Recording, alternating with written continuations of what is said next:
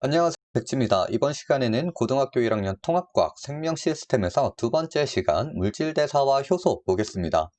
우리 생명체는 소화, 세포호흡, 광합성, 단백질 합성 등 다양한 화학 반응들이 있습니다. 이때 생명체에서 물질이 분해되거나 합성되는 모든 화학적 반응을 물질대사라고 합니다. 물질대사는 동식물 모두 해당되는 것이죠. 이때 물질대사에서는 반드시 에너지 출입이 함께 일어난다는 것을 꼭 알아야 합니다. 그래서 생명체는 물질대사를 통해 에너지를 얻고 물질대사를 통해 세포 구성 물질이나 생리작용을 조절하는 물질을 합성하여 생명활동에 사용하는 것이죠. 우리 사람의 몸으로 이야기를 해본다면 이런 화학적 반응들이 신체 온도 약 37도 정도의 낮은 온도에서 진행이 되는 것입니다. 이것은 우리 몸 안에 있는 효소라는 생체 촉매가 있어 적은 에너지를 이용을 해도 화학 반응이 일어날 수 있게 도와주죠. 하지만 이 효소라는 생체 촉매도 주성분이 단백질이기 때문에 고온에서 변성이 발생하면 효소의 기능을 상실하게 됩니다. 그래서 위의 내용을 간단히 보면 낮은 온도에서 저분자 물질을 고분자 물질로 합성하고 고분자 물질을 분해해서 저분자 물질을 만들 때 에너지가 출입을 한다라는 것입니다. 이것을 각각 우리는 동화작용과 이화작용이라고 합니다. 동화작용과 이화작용 비교표 한번 보겠습니다.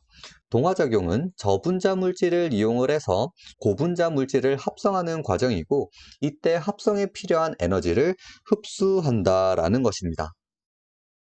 동화작용에는 광합성과 단백질 합성 등이 대표적으로 있습니다.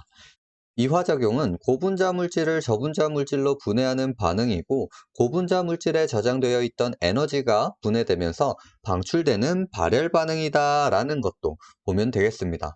세포호흡과 소화가 대표적으로 여기에 해당됩니다. 그리고 우리 주변에서 쉽게 볼 수 있는 발열 반응이 무엇이 있을까요? 바로 연소입니다. 보통 발열 반응에서 세포호흡과 연소 비교를 많이 합니다.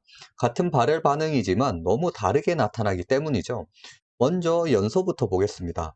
연소는 반응하기 위해 발화점 이상의 높은 온도가 필요합니다. 이때 발화점이라는 것은 물질이 지속적으로 연소될 수 있는 가장 낮은 온도를 말하죠. 그렇기 때문에 높은 온도에서 반응이 한꺼번에 일어나고 아주 빠르고 일시에 모든 반응이 진행되기 때문에 많은 열과 빛 에너지를 방출하게 됩니다. 세포호흡은 체온 범위에서 반응하고 연소보다는 느린 속도로 반응합니다. 반응이 한꺼번에 진행되는 것이 아니라 여러 단계를 거쳐서 진행이 되는 것이죠. 그래서 단계마다 소량의 에너지가 방출되는 겁니다. 이때 방출되는 에너지는 열 에너지와 생체화학 에너지 ATP가 있습니다. 여기서 ATP는 완전 새로운 물질 같지만 우리가 배웠던 오탄당 리보스에 아데닌이 결합되어 있고 그 옆에 인이 3개 결합되어 있는 구조를 가지고 있다라고 보면 되겠습니다. 그래서 하나의 인이 떨어져 나갈 때 7.3kcal라는 에너지가 발생하게 됩니다.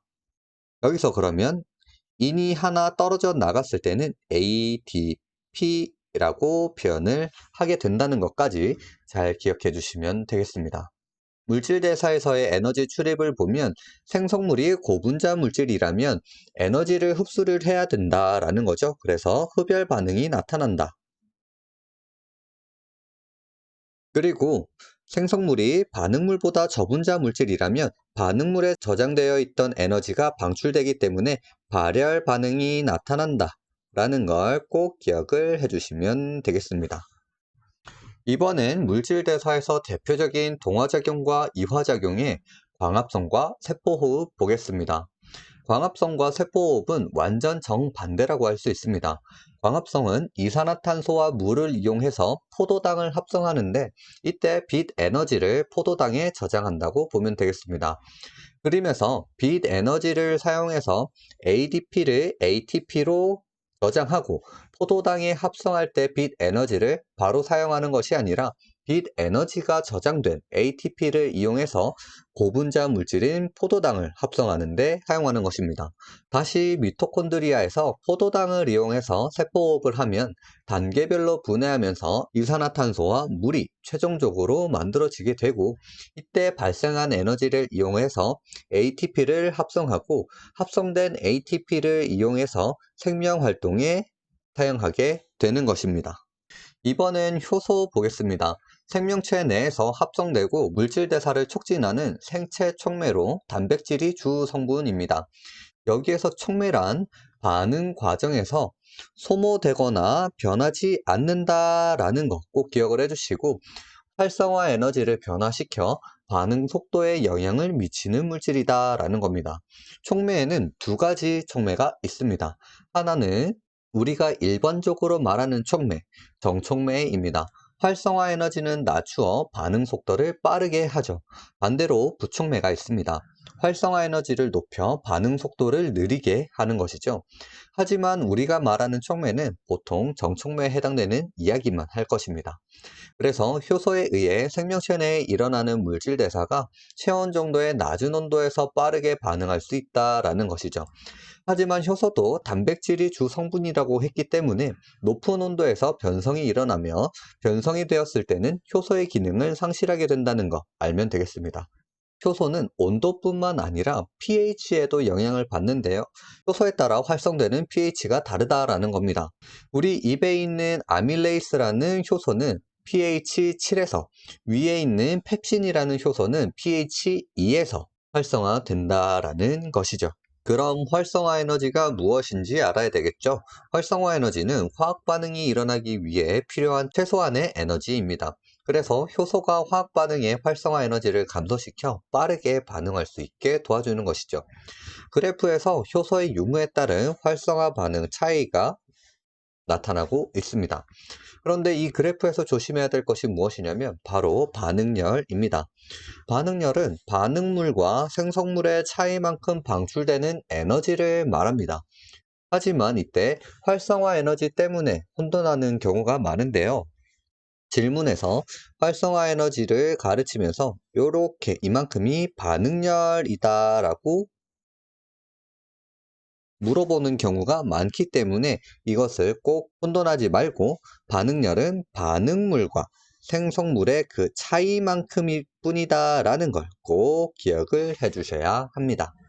그렇다면 효소는 어떻게 작용하는지 보도록 하겠습니다. 효소는 고유한 입체 구조를 가지고 있습니다.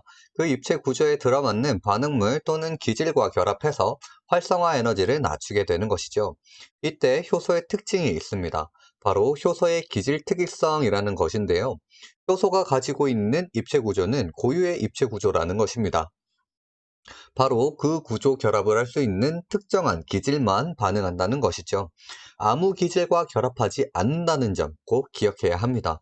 그리고 반응한 후에 그 효소는 사라지지 않아 기질과 분해가 되면 재사용이 가능하다는 것도 기억하면 되겠습니다. 그래서 효소는 각각 자기가 결합할 수 있는 특정한 기질만 인식하기 때문에 생명체 내에는 많은 종류의 효소가 필요하지만 재사용이 가능하기 때문에 많은 양은 필요하지 않는다는 점 알아두면 되겠습니다. 그리고 효소의 기질 특이성에 대해 가설이 두 가지가 있습니다. 열쇠 자물쇠설은 특정 자물쇠에 맞는 열쇠가 정해져 있는 것처럼 기질과 효소의 활성 부위가 원래부터 완전히 똑같은 모양을 하고 있다는 것이죠. 그리고 다른 가설은 유도 적합설이라는 것인데요. 기질과 효소의 활성 부위가 처음부터 완벽하게 맞는 구조는 아니라는 것입니다. 하지만 결합할 때 활성 부위의 구조가 변하면서 기질에 맞는 구조가 되고, 반응이 끝난 후엔 다시 원래의 구조로 회복된다는 것이죠. 지금은 유도 적합설이 타당하다고 알려져 있습니다. 그 이유는 열쇠 자물쇠처럼 완벽하게 결합이 된다면 반응한 후 생성물이 떨어져 나갈 때 많은 힘이 들어간다는 것입니다. 하지만 유도적 합설은 생성물이 만들어지고 결합 부위가 변하면서 많은 힘이 들어가지 않더라도 쉽게 분리가 가능하다라는 것입니다. 그렇기 때문에 책에는 유도적 합설에 따른 그림들이 있다는 것도 참고하면 되겠습니다. 그리고 효소의 활용 보겠습니다. 우리 일상생활에서는 연육제라는 것이 있습니다. 우리가 고기를 재울 때 배나 키위 같은 과일을 갈아서 함께 재우죠. 그때 배나 키위 안에는 단백질분해 요소가 있기 때문에 그 재워둔 고기가 아주 부드럽게 변하게 된다라는 겁니다. 너무 과하게 넣는 경우에는 고기가 녹아서 없어지는 경우도 있죠. 그리고 식혜입니다. 식혜는 우리가 고두밥을 했을 때 엿기름을 함께 넣어서 버무려 주면 그 엿기름 안에 들어있던 효소가 밥의 녹말을 분해시켜서 아주 달콤한 식혜를 만들 수 있게 되는 것입니다. 그리고 발효에는 김치와 된장, 치즈와 포도주가 있고 우리 일상생활용품에서 세제와 치약, 화장품 등이 보통 사용이 되고 있다라는 걸 보면 되겠습니다. 그리고 의학 보겠습니다. 의료기기에서는 대표적으로 요 검사지와 혈당 측정기가 있는데 우리 소변에서는 포도당이 검출되면 안 됩니다. 하지만 신장이나 다른 곳의 기관에 문제가 있을 때 소변으로 포도당이 검출이 되기도 하는데 그때 함께 사용을 하고 있다라고 보면 되겠습니다. 그리고 혈당 측정기는 우리 혈류 안에 과하게 당이 들어있는지 적당량 들어있는지 측정이 가능하다라는 것이죠. 그리고 의약품에는 대표적으로 소화제가 있고 혈전용해제가 있습니다. 환경에서는 바이오 에너지 생산이라는 게 있습니다. 여기서 바이오라는 것은 생물을 얘기를 하고요. 이 생물이 발효되면서 발생하는 열 에너지를 대체 에너지로 사용이 가능하다라고 보면 되겠습니다. 그리고 우리 산업에서는 대표적으로 유전자 제조합 기술이 있습니다. 우리가 필요한 유전자들을 서로 모아서 하나의 유전자로 만들게 되는데 그때 제한 효소라는 것이 있습니다. 바로 가위 역할을 하는 것이죠. 필요한 유전자를 제한 효소로 잘라내고 그 필요한 부분만 떼어내서 새로운 유전자를 조합해서 필요한 유전자 링을 만들게 되는 것입니다. 그래서 오늘 영상은 여기까지고요. 도움이 되셨다면 좋아요와 구독 부탁드리고 궁금한 내용이 있으면 댓글로 남겨주세요. 최대한 빠르게 답해 드리겠습니다. 그럼 다음 영상으로 찾아오도록 할게요. 안녕.